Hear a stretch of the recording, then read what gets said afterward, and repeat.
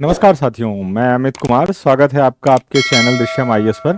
साथियों, हम लोग मौर्योत्तर काल को पढ़ रहे हैं और बहुत डिटेल में पढ़ रहे हैं, एक एक सेगमेंट को लेके चल रहे हैं। आज हम लोग इसके मौर्योत्तर काल के कला के विकास को देखेंगे, जो कि शुंग के काल में, सातवाहनों के काल में, इक्ष्वाकुओं के काल में जिन कलाओं का विकास हुआ उनको पढ़ेंगे। अगर देखा जाए तो मौर्योत्तर काल की कला के विकास का मूल आधार जो है बौद्ध धर्म रहा है, क्योंकि जो स्तूप बने, जैसे सांची स्तूप या भरौत स्तूप का जीर्णोद्धार हुआ, अमरावती, नागार्जुन कोंडा जैसे स्तूप बनाए गए, इसके अलावा चैत्य गृहों का निर्माण हुआ, बिहारों का निर्माण हुआ, तो ये मुख्य रूप से इसी के इर्द गिर्द रही है बौद्ध धर्म के। इसके अलावा मृण मूर्तियों को भी कला के रूप में मिलता है साक्ष्य शुंग काल की। इसके अलावा हेलियोडोरस का जो गरुड़ स्तंभ है वो भी इस कला के अंतर्गत आएगा। तो आज हम इसको देखते हैं, कला को। इस काल की कला के विकास के आधार के रूप में बौद्ध धर्म ही रहा है, ठीक है। यह काल अखिल भारतीय स्तर के स्थापत्य के विविध रूपों के विकास के लिए जाना जाता है। जो भी विकास हुआ वो फिर अखिल भारतीय स्तर पर मान्यता प्राप्त की, स्तूप, चैत्य, बिहार, मूर्तिकला इत्यादि। अच्छा, विकास के कारणों को देखते हैं कि मौर्योत्तर काल में जो कला का विकास हुआ इतना ज्यादा, आखिर क्या कारण था। तो सबसे पहले आर्थिक कारण महत्वपूर्ण होगा, क्योंकि जो शिल्प का विकास हुआ उन्नत, उससे क्या हुआ, कलाओं को प्रोत्साहन मिला।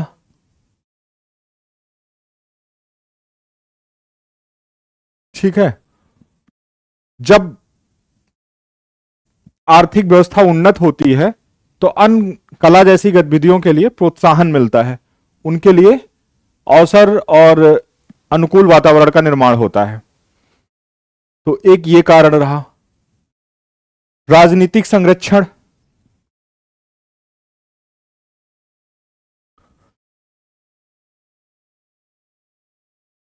जैसे शुंग काल में देखा जाए तो पुष्यमित्र शुंग ने सांची और भरहुत के स्तूपों का जीर्णोद्धार कराया।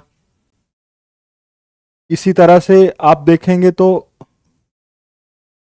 जो भी विदेशी शासक आए, चाहे कुषाण, शक, कुषाणों ने देखा जाए तो गांधार और मथुरा कला के अंतर्गत मूर्ति कला का विकास किया। ठीक,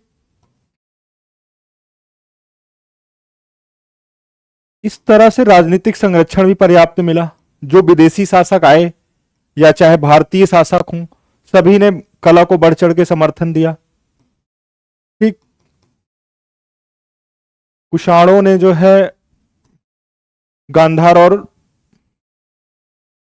मथुरा कला की शैली का विकास किया, उसके अंतर्गत मूर्तियों का निर्माण कराया। इसी तरह से सातवाहनों का आप देखेंगे, सातवाहनों ने जो है स्तूपों का निर्माण कराया, जैसे अमरावती। इक्ष्वाकुओं ने भी कला स्थापत्य को बढ़ावा दिया। नागार्जुनी कोंडा का जो स्तूप है वो इक्ष्वाकुओं के द्वारा ही निर्मित किया गया। ठीक, नागार्जुनी कोंडा का स्तूप इक्ष्वाक वंश के टाइम पे निर्मित किया गया। तो लगभग कई वंशों ने, ज्यादातर वंशों ने कला को संरक्षण दिया मौर्योत्तर काल में।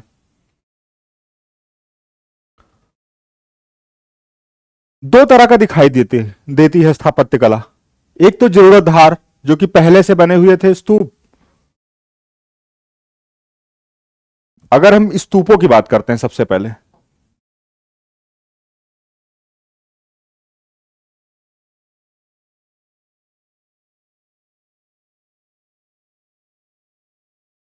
हाँ, स्थापत्य कला में अगर स्तूपों को देखा जाए तो दो तरह का वो दिखाई देता है निर्माण। एक तो जीर्णोद्धार हुआ, जैसे कि सांची और भरूच के स्तूप, जो कि ईंट निर्मित है या काष्ठ निर्मित उनकी वेदिकाएं थी, उनको पत्थर में पाषाण निर्मित कर दिया गया। नए स्तूप भी बनाए गए। उस स्तूप को हम जो है सातवां मौर्योत्तर काल के अलावा इसको प्रारंभिक काल, इसके उद्भव विकास से लेकर सातवां जो मौर्योत्तर काल है, इसके चरम का काल था इसके विकास का, उसके बाद डिक्लाइन होता है। तो इसको हम डिटेल में देख लेते हैं, इसके पूरे विकास और मौर्योत्तर काल के जो इसका जो स्वर्णिम काल था उसके दौरान निर्मित स्तूपों को भी देख लेते हैं। अगर इसकी विकास की यात्रा को देखा जाए तो इसको हम ऐसे समझ सकते हैं। पूर्व मौर्य काल, जो कि महाजनपद का काल है, उसके बाद मौर्य काल,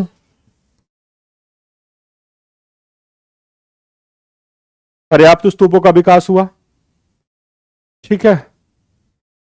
उसके बाद आ जाएगा मौर्योत्तर काल।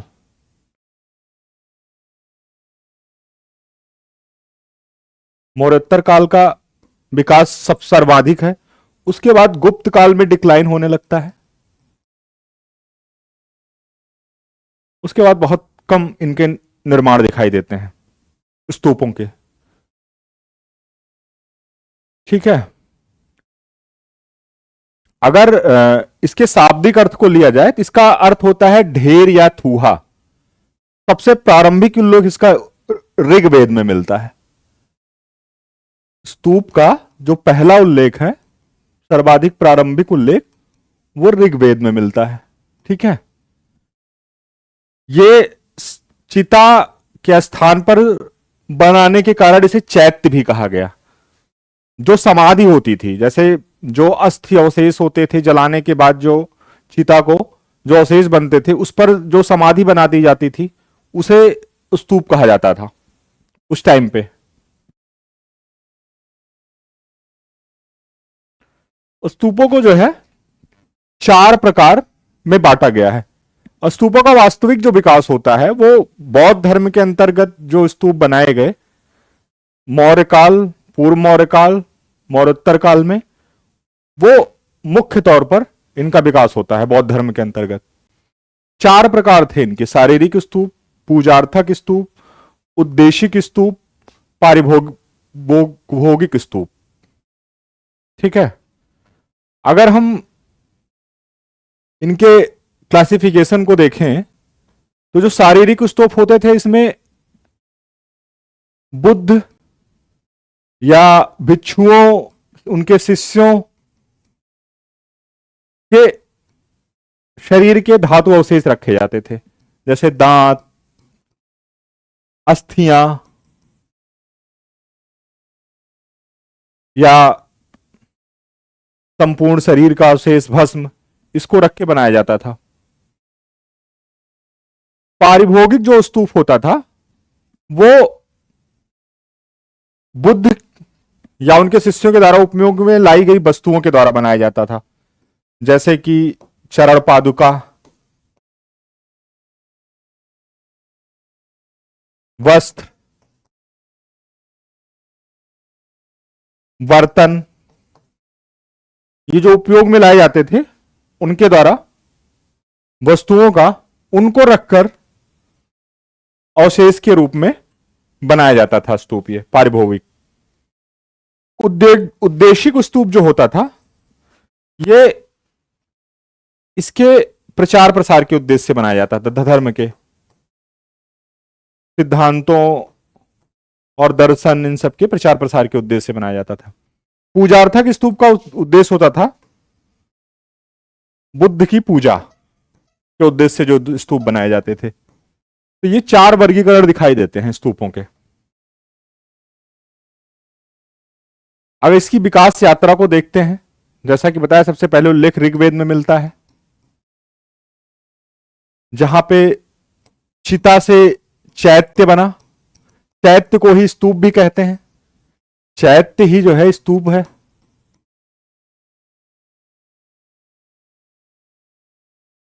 महाजनपद काल में अगर आते हैं तो बुद्ध की मृत्यु के बाद महापरिनिब्बाण सूत्र में वर्णन मिलता है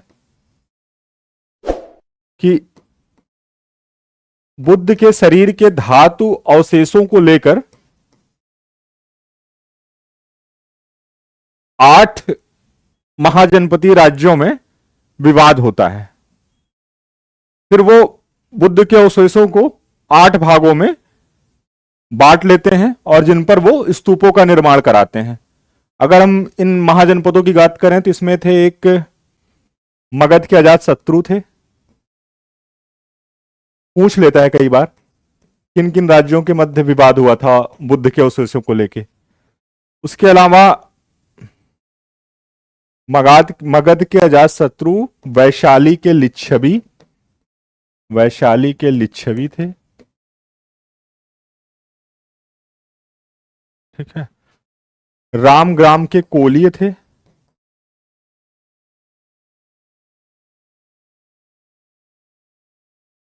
कुशिनारा के मल्ल,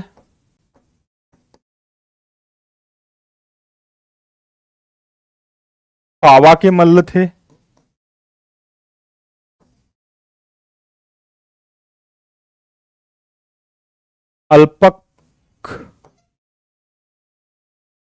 अल्पक के बुली थे। ये उस समय के राज्य थे। इसमें कुछ गणराज्य थे, कुछ महाजनपद थे।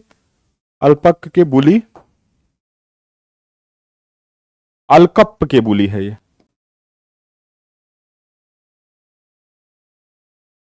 अलकप्प के बुली।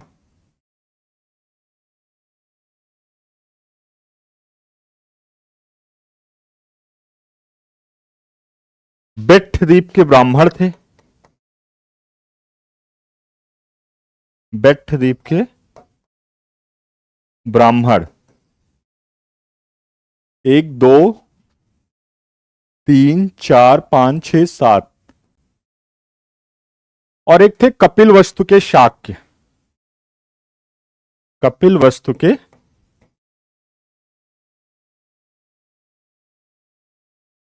शाक्य। तो कुल ये 8 राज्य थे उस समय के, जिन्होंने उनके बुद्ध के परिनिर्वाण के बाद उनके अवशेषों का बंटवारा किया और उस पर स्तूपों का निर्माण कराया।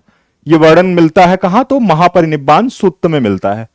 इसी में एक और बुद्ध का कथन मिलता है कि वो आनंद से कहते हैं कि जिस तरह से पूर्व काल में चक्रवर्ती सम्राटों ने अपने स्तूप बनवाए, उसी तरह से हमारे भी स्तूप बनाए जाएं।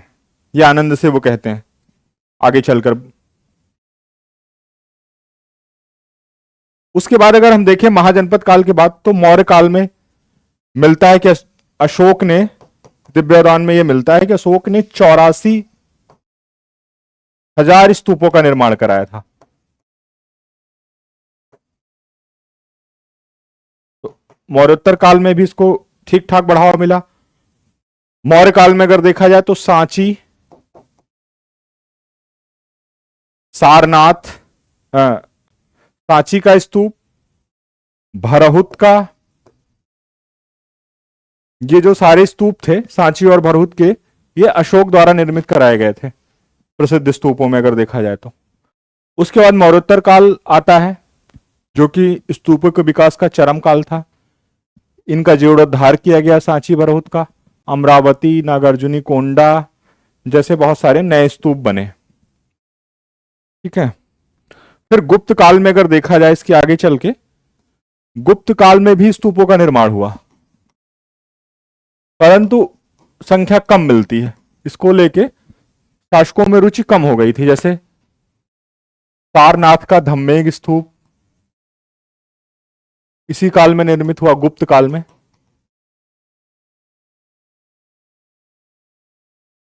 जरासंध की बैठक,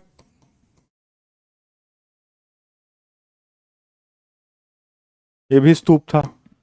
ये गुप्त काल के स्थापत्य हैं स्तूप के।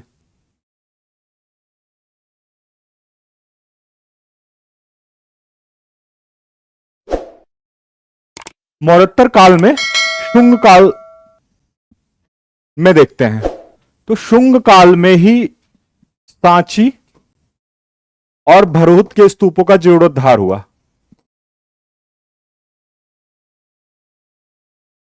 जो इनकी वेदिकाएं होती थी, रेलिंग, उनको पहले वो काष्ठ से निर्मित थी, उनको पाषाण निर्मित कर दिया गया, और ये स्तूप कच्ची ईंटों के बने थे, उसके ऊपर से भी उनको पत्थरों में जड़ दिया गया और काफी खूबसूरत बना दिया गया इन दोनों स्तूपों को शुंग काल में। ये देखिए, ये है भरहुत स्तूप, ये भरहुत स्तूप है। ठीक, इसी भरहुत स्तूप पर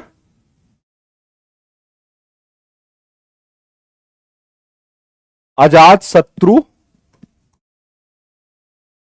मगध के शासक अजात शत्रु और कौशल नरेश,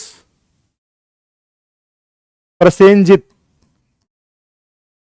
इनके चित्रांकन मिलते हैं, जो कि वेदिकाओं पे मिलते हैं, तोरण द्वार पर मिलते हैं, बुद्ध की आराधना करते हुए, पूजा करते हुए। एक बात और यहां पे स्मरणीय है कि ये जो भी सातवाहन काल या शुंग काल के जो भी स्तूप बनाए गए हैं, ये इसमें बुद्ध का प्रतीकों के रूप में अंकन हुआ है, बुद्ध का मानव रूप में कहीं अंकन नहीं हुआ है, क्योंकि ज्यादातर ये हीनयान से संबंधित थे। जो बुद्ध की मूर्तियां बनना शुरू हुई, मानव रूप में उनका प्रतीक अंकन शुरू हुआ, वो महायान कला के अंतर्गत हुआ। और महायान संप्रदाय का जो विकास होता है वो कुषाणों के काल में होता है, कनिष्क के काल में, चतुर्थ बौद्ध संगीत में महायान एक संप्रदाय के रूप में पड़ता है। उसके बाद मानव रूप में चित्रांकन या मानव रूप में उनकी मूर्तियां बनना, पूजा होना होता है। जैसे गांधार और मथुरा कला के अंतर्गत बुद्ध की मूर्तियां बनती हैं, बोधिसत्वों की मूर्तियां बनती हैं, वो बाद की बात है। तो यहां पे अजातशत्रु और कौशल नरेश प्रसेनजित, अजातशत्रु ये मगध के शासक थे, ये दोनों बुद्ध के प्रतीकों का वंदन कर रहे हैं, उसकी आराधना कर रहे हैं। ऐसा चित्रांकन मिलता है भरहुत की वेदिकाओं पर। ठीक है, इनकी भी वेदिकाओं को बना दिया गया, पाषाण निर्मित कर दिया गया काष्ठ की जगह पे, तोरण द्वारों को भी बदल दिया गया। ठीक, इसी तरह से सांची स्तूप की अगर बात करें,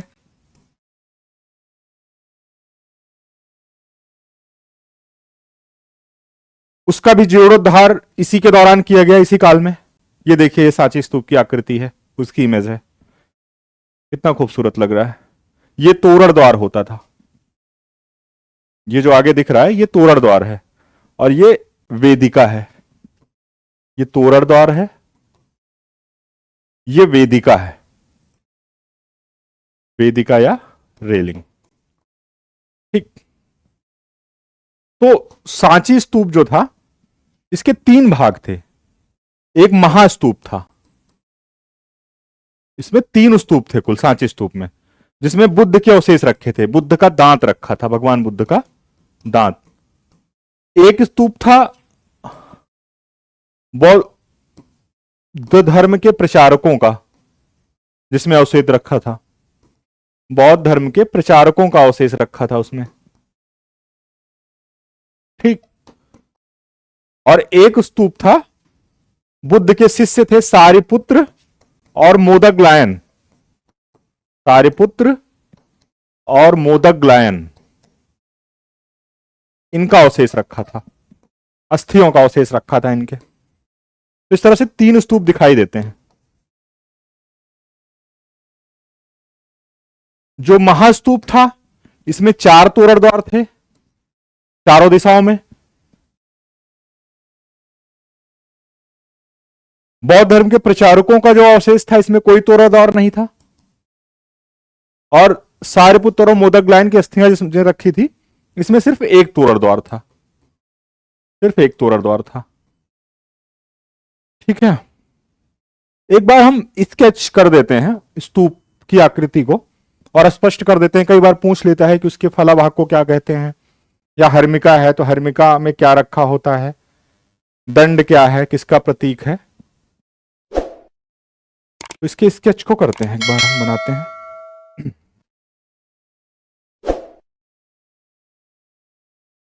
देखिए ये था चबूतरा, ये आधार का काम करता था जिस पर स्तूप का निर्माण होता था। इसके ऊपर अर्ध अंड की आकृति में या अर्ध कलश की आकृति में ये होता था।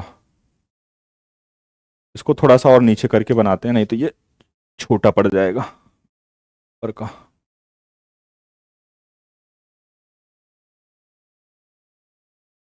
देखिए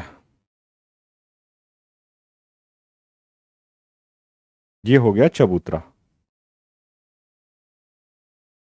ठीक, चबूतरे के ऊपर ऐसे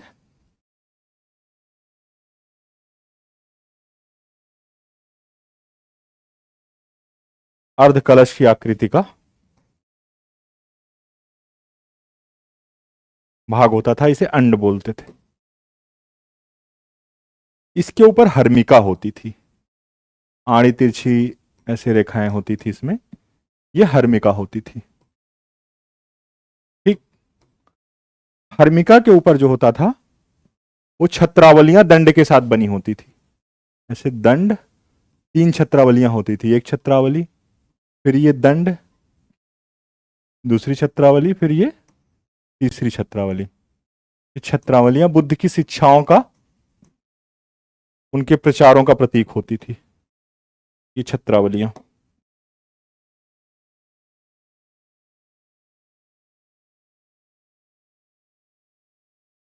शिक्षा और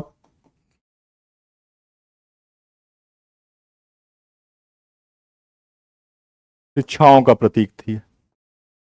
अंड जो था ये शांति का प्रतीक होता था। हर्मिका में क्या होता था, इसमें अवशेष रखे जाते थे, भिक्षुओं के या बुद्ध के धातु अवशेष रखे जाते थे।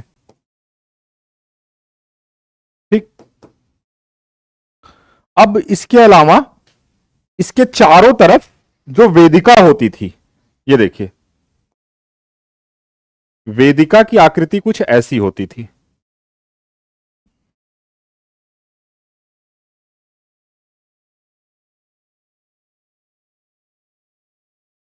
वेदिका जो है कुछ इस तरह से बनाई जाती थी।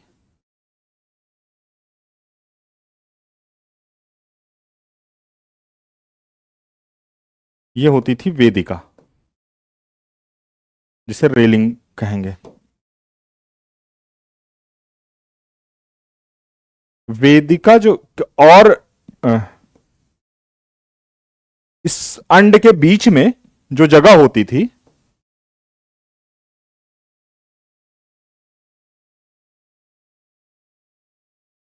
उसको जो है प्रदक्षिणा पथ कहते थे। ये वेदिका हो गई। ठीक, वेदिका और अंड चबूतरे के बीच में, स्तूप के बीच में जो स्पेस होता था, ये इस स्पेस को जो है प्रदक्षिणा पथ कहते थे। ठीक, इसके अलावा इन चारों वेदिकाओं रेलिंग की तरफ तोरण द्वार होते थे।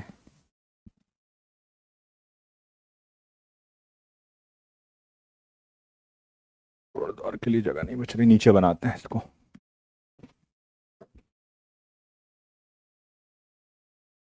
ये होते थे तोरण द्वार।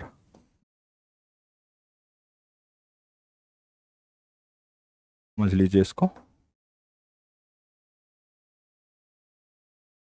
ये तोरण द्वार होता था, प्रवेश द्वार कहते थे। ठीक, तो ये मोटी मोटा इतनी आकृति, इसमें इतने भाग होते थे इसके। तोरण द्वार जो होता था वो चारों दिशाओं का प्रतीक होता था, और वेदिका पवित्र स्थल का प्रतीक होती थी। वेदिका जो है ये पवित्र स्थल का प्रतीक होती थी। पूछ सकता है, वेदिका पवित्र स्थल का प्रतीक होती थी।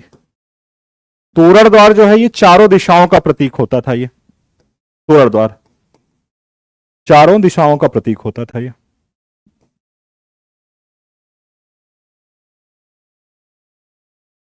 ठीक,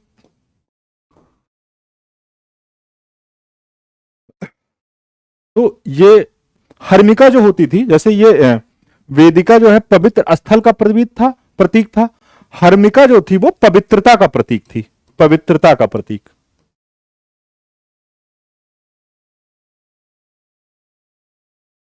और इसी में धातु अवशेष रखे जाते थे, हर्मिका में ही। ये दंड होता था, जो छत्रावलियों के नीचे ये होता था, ये इसको दंड बोलते थे।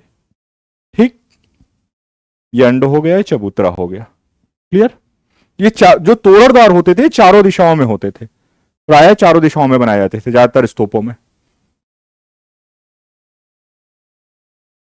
ठीक है, अब देखते हैं सुंग काल में तो सांची और भरहुत के स्तूपों का जीर्णोद्धार हुआ, ये हमने देखा।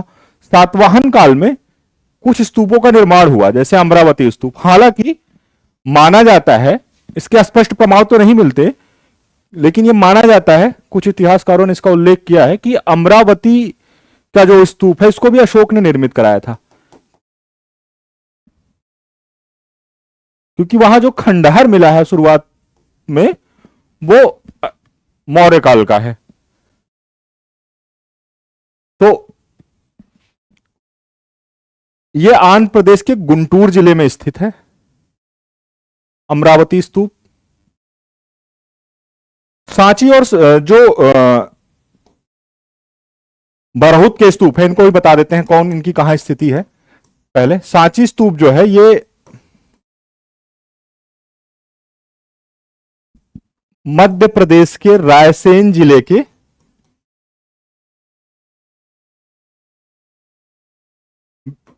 विदिशा में स्थित है।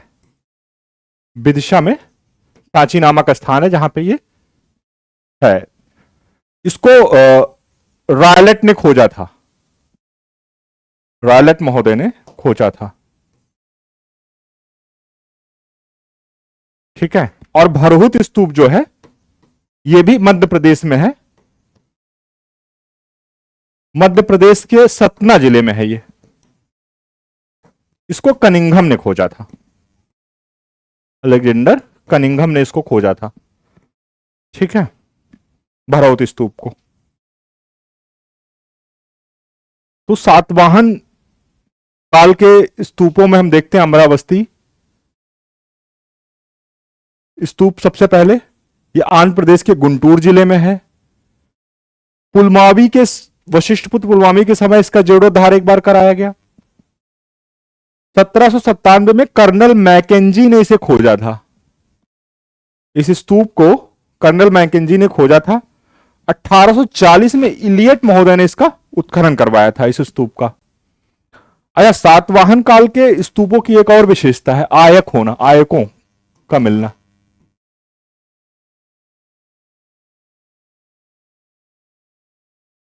आंध्र प्रदेश के जो भी स्तूप हैं, चाहे ये अमरावती हो, नागार्जुनी कोंडा हो, सभी में आयकों का निर्माण मिलेगा। आयक मुख्यतः ये जो स्तूप की आकृति होती थी, जैसे ये देखिए, यह है स्तूप। तो इस स्तूप के जो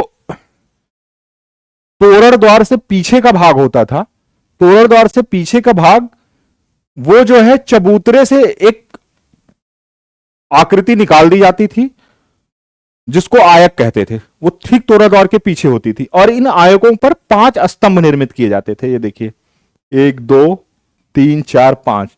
ये 5 स्तंभ बुद्ध के जीवन की 5 प्रमुख घटनाओं का प्रतीक होते थे, जैसे उनका जन्म, ज्ञान प्राप्ति, पहला उपदेश, उसके बाद महाभिनिष्क्रमण, जो उनका महापरिनिर्वाण होता है वो।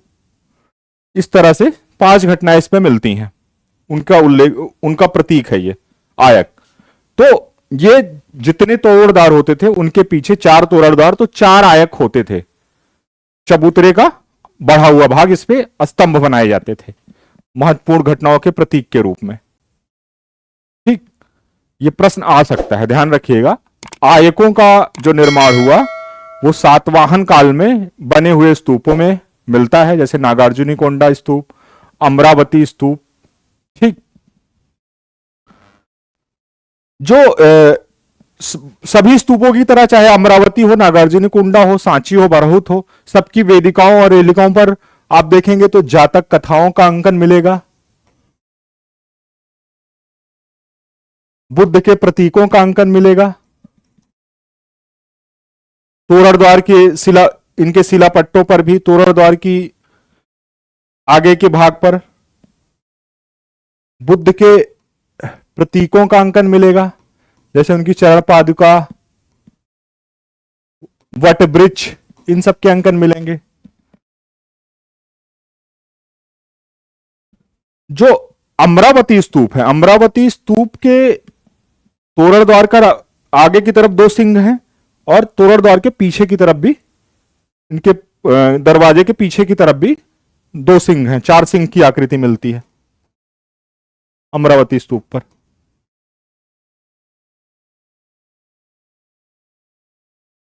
ठीक है। नागार्जुनी कोंडा स्तूप, ये जो है आंध्र प्रदेश के कृष्णा नदी के तट पर नागार्जुनी पहाड़ी पर स्थित है। इसको 1962 ईस्वी में लांगहर्स्ट ने खोजा था, लांगहर्स्ट। इसके जो निर्माता हैं वो इक्ष्वाक वंशी राजाओं की रानियों के द्वारा निर्मित कराया गया था। इक्ष्वाक वंशी जो राजा थे वो तो ब्राह्मण धर्म के अनुयायी थे, लेकिन जो रानियां थी उनकी अनुरक्ति बौद्ध धर्म में थी, तो उनकी प्रेरणा से इसका निर्माण कराया गया था नागार्जुनी कोंडा स्तूप का। संभवतः ये इक्ष्वाकु नरेश वीर पुरुष दत्त वीर पुरुष दत्त के शासनकाल में यह बनाया गया था। इसकी भी प्रमुख विशेषता आयकों का निर्माण है। ठीक,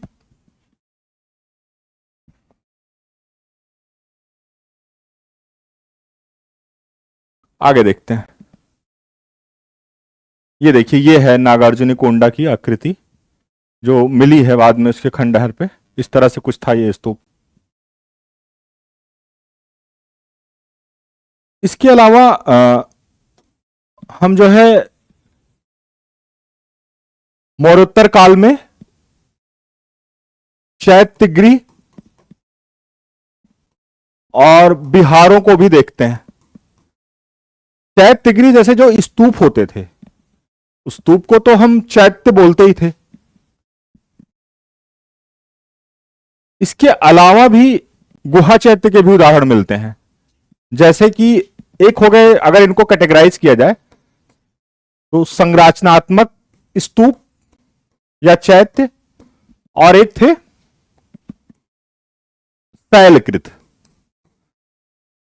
शैलकृत चैत्य या स्तूप। ठीक,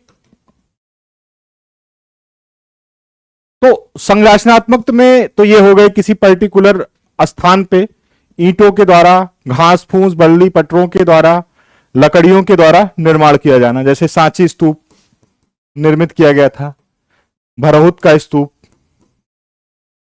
लेकिन जो ये शैलकृत स्तूप थे या चैत्य थे, ये जो है पहाड़ियों को काटकर बनाए जाते थे, और इनमें एक ही तोरण द्वार होते थे, क्योंकि जिस तरफ से ये काटे जाते थे एक तोरण द्वार होता था, उसी से प्रवेश होता था। बाकी इसमें तोरण द्वार की गुंजाइश नहीं होती थी। तो इनकी कुछ आकृति ऐसे होती थी, घोड़े के नाल जैसी होती थी, और यहां पे स्तूप होता था। ये वेदिका होती थी, किनारे किनारे यहां पे स्तंभ होते थे।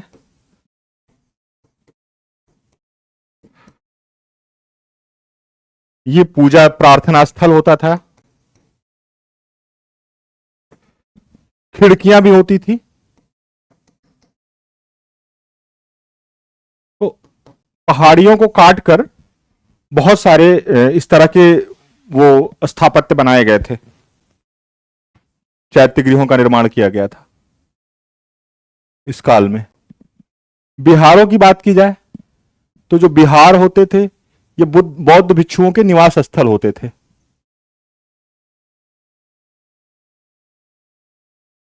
ये चैत्यों के समीप में ही बनाए जाते थे, परंतु इनकी संख्या स्तूपों की तुलना में या चैत्य की तुलना में कहीं ज्यादा थी। ठीक,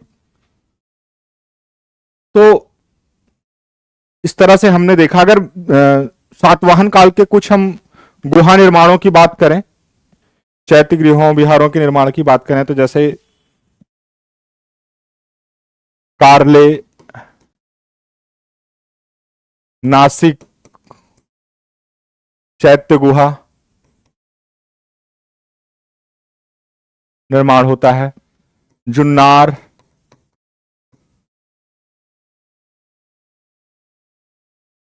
वडथिखा।